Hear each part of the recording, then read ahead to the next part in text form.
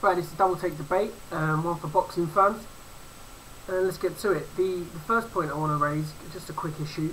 In case you missed it, the judges, the WBO independent judges, 5 of them all ruled in favour of Manny Pacquiao over Timothy Bradley. So what this essentially means is it doesn't mean that the result is overturned, but they said that Pacquiao should have won, and it is almost now certain that a rematch is on the cards. Begin the theories, begin the wild allegations.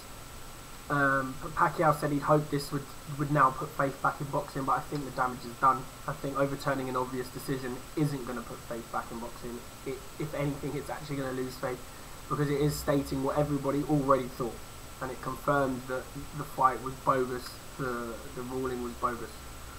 So there you have it. Rematch looks to be on the cards, and I predict Pacquiao will probably take this.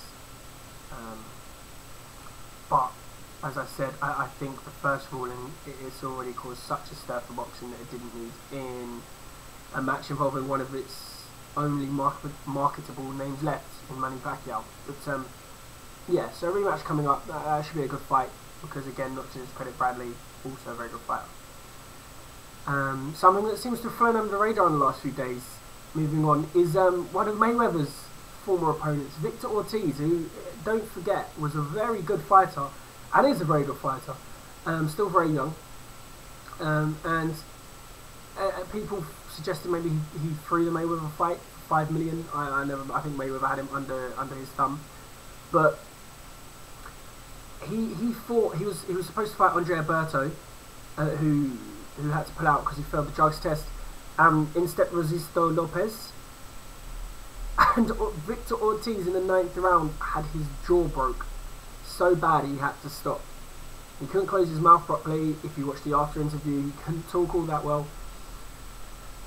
I want to say a shock. So Rosesito was the winner. He was losing on scorecards at the time, only slightly, down 3 or 4 points. Generally, with most judges, it's come out, but a stunning victory in the 9th, and he actually overcame an illegal headshot in the 5th. So congratulations to him. Victor Ortiz, where does he go from here? Golden Boy promotion seem to want big things for this kid. They had other fights lined up. I'm sure they're going to have to rearrange those now that he's lost. And we'll have to see what happens here for the former champion. But a stunning loss and a great victory for Lopez. And 2 fighters I just wanted to mention that I think also go under the radar in the boxing world and even in the UK is Froch and Kell Brook. 2 very different styles of boxing, but 2 very, very, very good and very effective boxers. Only recently, Froch beat the undefeated Butte, in which he was heavily underdog. With any bookies, with any analyst, he was generally an underdog. By some way, and he absolutely pummeled him. It was a while back now, but if you should go and check that fight out. Amazing fight. Froch just took it to him. As I said, the guy was undefeated. He stopped his streak. He took his titles. Very impressive victory for Froch. And Kell Brook has a fight coming up with the American Jones. That's already getting heated. Some very heated press conferences. I take Kell Brook to win. He's 27-0. Not for, there's a reason for it. I know Jones, who he's fighting, has won his last 8 fights within the distance, so he hasn't had to go to points in his last 8 fights.